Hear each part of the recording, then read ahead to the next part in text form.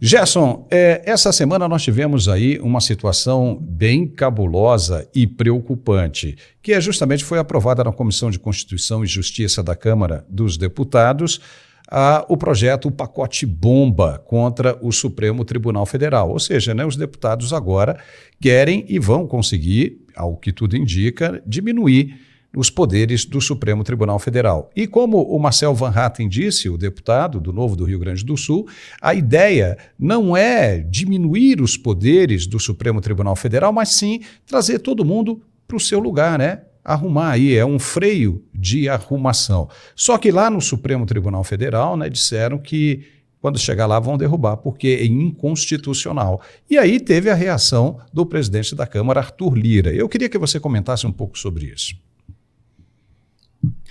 O Arthur Lira, ele já está em final de período à frente da Câmara dos Deputados, já está na articulação para fazer ali uma composição para que o seu sucessor ainda tenha algum tipo ou preserve algumas das decisões, alianças que ele mesmo fez, ou seja, se mantendo um pouco mais influente, para não acontecer com ele o que aconteceu, por exemplo, com o Rodrigo Maia, que quando deixa a presidência da Câmara, simplesmente foi jogado no ostracismo.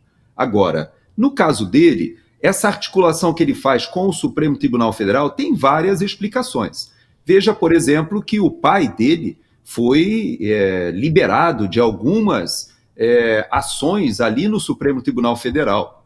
O pai e a família, ele tem interesses ali junto ao Supremo Tribunal Federal que foram colocados na gaveta estrategicamente. Por outro lado, não podemos esquecer de toda a queda de braço com o STF em relação às emendas parlamentares. Então, toda essa negociação de bastidores, ela é espúria, ela é, até certo ponto, imoral. E é muito explicada pelo próprio ministro Barroso. Eu creio que o ministro Barroso ele foi muito feliz em 3 ocasiões. A primeira ocasião é quando ele baixa o nível e diz, perdeu o Mané, não amola lá em Nova York. Nesse momento, ele mostra ou desnuda que ele assumiria o Supremo Tribunal Federal como alguém que se baixa ou se rebaixa a esse nível de debate. O segundo ponto foi quando ele disse que o Supremo Tribunal Federal assumia a personalidade política e não somente técnica. E por que eu digo que esse momento também é muito importante e conectado ao primeiro? Porque, naquele momento, ele diz o seguinte, olha, nós viemos para a disputa política, então agora vale tudo, vale baixaria, vale xingar a pessoa na rua, vale ir para a reunião da UNE e dizer nós derrotamos o bolsonarismo, porque afinal nós somos parte da disputa política. Mas aí vem o terceiro momento que aconteceu essa semana, quando ele diz que o Supremo Tribunal Federal ele deve ele mesmo decidir quando precisa ser modificado, reformado. E o pior, ele disse que está tudo muito bem e que não precisa, que o time que está ganhando não se mexe. Opa, peraí, você não disse que tinha vindo para a disputa política? Você não foi lá se portando como se você fosse parte ou partícipe da disputa política eleitoral? Então, é estranho que agora ele quer avocar ao Supremo Tribunal Federal uma independência entre os poderes, quando, na verdade, a nossa Constituição não dá essa prerrogativa ou essa superioridade ou esse protagonismo ao Supremo Tribunal Federal. Pelo contrário, ele deveria sim respeitar a Constituição e, na minha avaliação, o que ele está fazendo nesse momento agora é querer voltar atrás. Ou seja, aquela velha frase, Paulo? Não sabe brincar, não desce para o play. Estão chamando isso de vício de origem, lá dentro, na origem, no Congresso Nacional. Mas a verdade é que os parlamentares têm essa prerrogativa de criar uma emenda constitucional. É uma PEC, é uma proposta de emenda constitucional. Mas se todas as vezes que o Legislativo criar uma PEC e for derrubada ali, se for do interesse dos ministros do Supremo derrubarem aquilo ali, eles vão derrubar e vão dizer que aquilo é inconstitucional, porque a interpretação é deles. E aí como é que fica? Vai ser uma queda de braço, um cabo de guerra muito interessante para a gente analisar, para a gente observar. Porque se o Supremo diz que não pode fazer isso, mas o Congresso está preparando uma emenda constitucional e, nesse caso, não entra na cláusula pétrea, como é que vai ficar? Então nós estamos aí chegando na ponta da prancha, né? Vai chegar num momento, eu não sei se você entende assim também, mas vai chegar num momento em que alguém vai ter que dizer, pronto, acabou, quem manda aqui sou eu, ou somos nós. E aí você já vai ficando de lado, ali como o próprio ministro, um dos ministros, né, não precisamos nem dizer o nome aqui, diz que o Congresso passa a ser uma figura sem relevância. Ou seja, né, com outras palavras, mas dando essa ideia exata. Quem decide, quem dá a última palavra é o Supremo. Então, quer dizer, isso bateu pesado dentro do Congresso Nacional. E aí, se os ministros começam a dizer isso é inconstitucional, o que o Congresso pode fazer? Qual é a saída para tudo isso aí? É se criar uma nova Constituição. Entendeu? Você reúne uma nova Assembleia Constituinte e cria-se uma nova Constituição. E aí bota tudo para quebrar.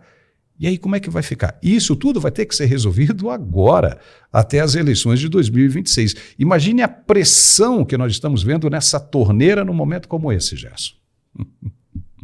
Mas é uma pressão necessária. Eu acredito que a resultante desse momento de tensão vai ser muito importante para o país. O Supremo Tribunal Federal, ele pode também, nessa nova Constituição que você menciona, agir da mesma forma, avocar a si dizer o que, à luz da nova Constituição, seria constitucional ou não. Ou seja, esse imbróglio, ele só termina quando cada um dos poderes cumpre aquilo que a própria Constituição diz, por exemplo, que diz, há um parágrafo específico para o Congresso Nacional, dizendo que uma das suas atribuições é não permitir que os outros poderes avancem sobre suas atribuições. Essa defesa é fundamental, até porque é o poder que representa, de fato, o eleitor. Os ministros do Supremo não receberam nenhum voto, eles não têm essa delegação de competência. E o pior, várias, vamos dizer assim, correções de rumo que foram propostas nessa PEC são óbvias. Como é que você pode delegar a um ministro monocraticamente tomar uma decisão que vá ao arrepio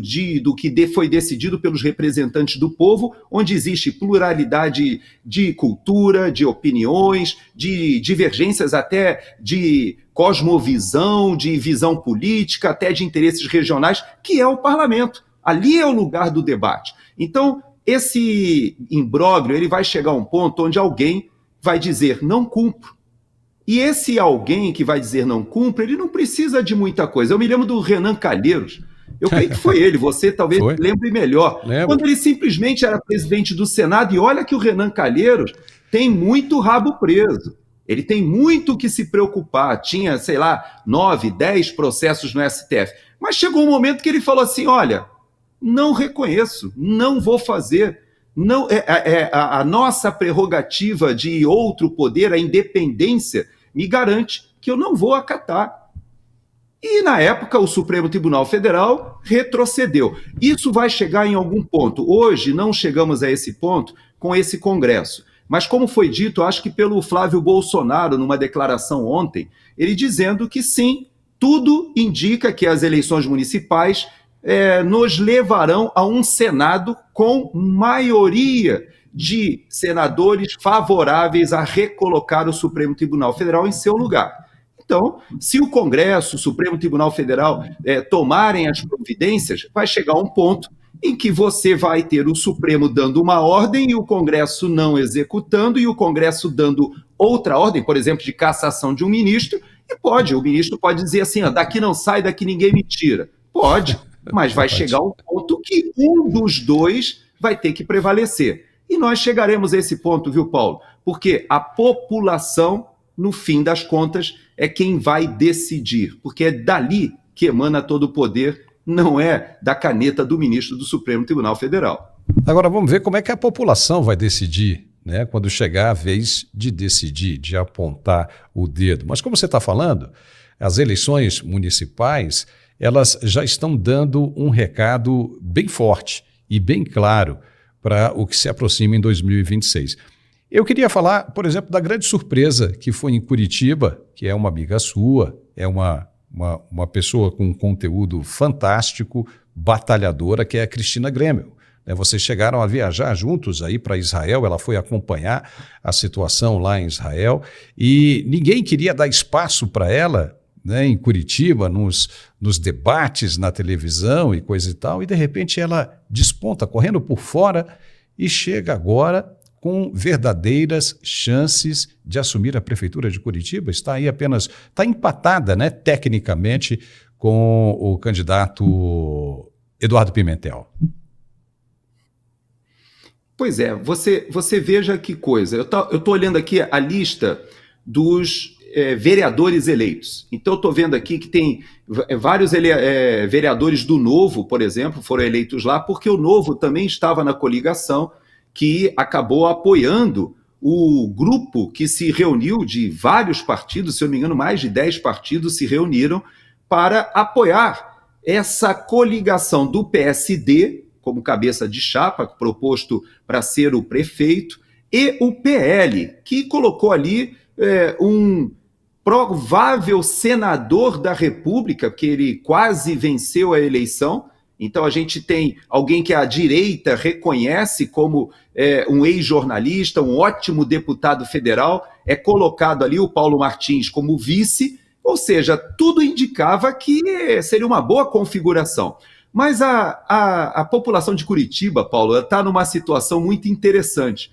Talvez seja uma das poucas cidades do país, talvez seja a única capital, que de fato não vai precisar escolher, nenhum eleitor vai ter que escolher o menos pior. Você de fato pode escolher o melhor, porque lá foi feito barba, cabelo e bigode. A esquerda ficou lá atrás e a direita, os conservadores, o pessoal de centro, todo mundo vai poder decidir agora o que é melhor para a sua cidade. Nós temos duas propostas. Uma proposta olhando 2026, essa articulação que foi feita do PL, com o PSD, com vários outros partidos apoiando, e uma outra proposta orgânica, que é da Cristina Grêmio, que tem uma conexão com a cidade muito grande, não teve dinheiro, só conseguiu se inscrever com um partido pequenininho, o Partido da Mulher, é uma coisa assim, é um partido que a gente nem sabe direito qual é a sigla, não foi recebido em nenhum dos outros partidos que se dizem de direita, o Republicanos, o PP, o PL, nem o Novo quis receber a Cristina Grêmio. Na época se falava que o Deltan Dallagnol se lançaria candidato. Eu sei que a Cris ficou ali junto à população, foi reconhecida, e eu vou te dizer uma coisa, o bolsonarismo em Curitiba, como falou o Jorge Serrão comigo ontem, lá no Braddock Show, o Serrão falou assim: Gerson, o bolsonarismo vai de Cris Grêmio, apesar do vice ser alguém que a gente admira muito. E eu respondi uma pergunta de alguém que falou assim: poxa, mas e como é que você vai fazer com seu amigo Paulo Martins? Eu falei, muito simples, eu vou torcer para o Paulo Martins ser o senador eleito em 2026, lá no Paraná, que era onde ele já deveria ter sido eleito lá em 2022, mas o Sérgio Moro foi eleito, tudo bem, agora temos o Paulo Martins para senador em 2026. Esse é o meu voto. Cris de prefeita e o meu amigo Paulo Martins de senador em 2026. Agrado todo mundo, Paulo. Olha, até porque trazer a Cris aí para a gente bater um papo com ela, né? Chama ela aí para a gente bater um papo, para saber como é que está a cabeça dela, quais são as ideias, né? Vamos conversar. E você disse que tinha inclusive uma falinha de bastidor aí para a gente aí, uma fofoquinha de bastidor. O que foi, Gés? Porque ontem o Globo e vários veículos da imprensa, né, do mainstream jornalístico, falaram ou insinuaram que a Cris Grêmio faria uma aliança com Pablo Marçal no segundo turno lá em Curitiba. Essa notícia eu recebi minutos antes de entrar no Braddock Show, eu liguei, mandei uma mensagem para a Cris, ela me respondeu, fake news. Então, você veja que há uma iniciativa do próprio mainstream jornalístico, e quando isso vem da Globo, ou do Grupo Globo, a gente já tem que desconfiar, porque eles têm um viés. E a eles interessa essa treta da direita. Eles querem jogar lenha na fogueira, eles querem levar o problema de São Paulo para Curitiba, e em Curitiba não tem nenhuma razão, porque não houve esse desgaste que aconteceu em São Paulo. Nós tivemos um primeiro turno, o bolsonarismo foi de Cris Grêmio quietinho, sem fazer muito barulho, e agora no segundo turno, teremos que decidir ali em Curitiba o que é melhor para a cidade. E eu tenho que te dizer, a Cris vai fazer uma ótima administração na prefeitura com essa Câmara de Vereadores. Eu já olhei a relação, muitos bons vereadores, muita gente de direita, de centro, pouquíssimos vereadores eleitos ali de esquerda, do PT, PDT, pouquíssimos mesmo. Ou seja, ela poderá fazer uma baita de uma administração e temos duas ótimas opções. Eu acredito assim, que Curitiba tem duas ótimas opções. Agora, não podemos esquecer que o PSD lá do Paraná, que não é igual o PSD de outros lugares, eu reconheço de Minas Gerais, por exemplo, mas é o PSD do Kassab, né, Paulo? Então, se fosse curitibano, eu ia de Cris Grêmio. E olha, e como é que você está vendo aí em São Paulo? Já que a gente entrou por esse lado, nós temos aí, né, uma diferença, parece que a turma já decidiu, porque a eleição é daqui a 2 semanas, né, no dia 27, e nós temos aí já uma largada bem espaçosa entre Ricardo Nunes e Guilherme Boulos, né? Um com 53 e outro com 33, são cerca de 22 pontos, né, percentuais ali na frente. Você acha que o Guilherme Boulos ainda tem chance de reverter essa situação? Eu acho muito difícil, não por causa do Guilherme Boulos em si, mas pela debilidade do que nós até falamos hoje no nosso programa, da debilidade do presidente Lula. O presidente Lula hoje e o PT, eles demonstraram no primeiro turno das eleições que eles estão em uma fase de decrepitude, eles estão numa decadência muito grande. Então, você ter o presidente Lula, eu soube que ele está indo à Fortaleza, não sei se você viu essa notícia, Sim. Dizendo que ele vai tentar salvar o PT lá em Fortaleza. Eu não sei se ele vai conseguir não, porque se ele subir no palanque lá em Fortaleza, é capaz dele dar mais votos ainda para o André Fernandes, que é um jovem, mas é uma liderança jovem responsável, que foi perseguido, foi eleito deputado estadual e foi cassado, levantou a cabeça, não ficou chorando, assumiu a liderança do PL do Ceará e foi para lá e no primeiro turno já saiu na frente. E eu gostei da atitude do Girão, do senador Girão, que já de primeira já mostrou o apoio, dizendo vão derrotar o PT ali em Fortaleza. Então, quando você fala do Boulos, será que o Boulos tem algum apoio assim estratégico do governo federal? Acredito que não. E vai pesar muito para o eleitor essa parceria entre o Tarcísio e o prefeito da capital. Já foi demonstrado ali no primeiro turno, e eu creio que houve essa mensagem passada para a população, que essa parceria do Tarcísio com um eleito ali alinhado com ele, que já vem trabalhando com ele, a bem da verdade, já há quase 2 anos, seria para a população de São Paulo a melhor opção. E eu creio que faz sentido isso. Então, não acredito não. Até porque toda aquela celeuma que se criou ali com o Pablo Marçal, isso vai decantando, né? Eu posso até te passar a experiência, você conhece bem, aqui nos Estados Unidos a gente tem as prévias. Aliás, o Brasil é um dos poucos países que não adota o sistema de prévias. A Argentina adota, até a Venezuela adotou ali com a Maria Corina Machado. Mas a prévia, ela te proporciona isso, porque você quebra o pau no seio do mesmo espectro político.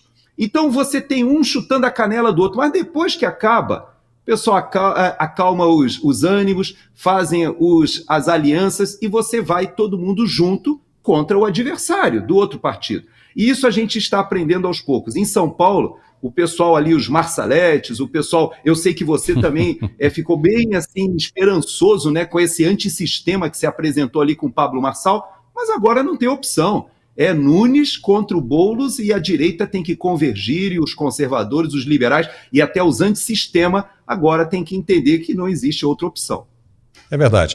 E agora, para a gente encerrar esse nosso bate-papo aqui, como é que você viu no campo internacional essa reação da ONU de acusar Israel de atacar as forças de pacificação lá no Líbano? Esse assunto é um assunto que tem várias nuances, e eu gosto dessa expressão nuances, e eu me lembro muito da Paula Schmidt. Ela escreveu um artigo essa semana dizendo o seguinte, ou semana passada: você quer acabar com a amizade? Traz a tal das nuances para o debate, né? Você chega lá e fala assim, olha, esse assunto tem algumas formas de você olhar. E é verdade. Eu já estive em 2 operações de paz, então eu posso dizer que eu sou um capacete azul. Eu participei de 2 Peacekeeping Operations.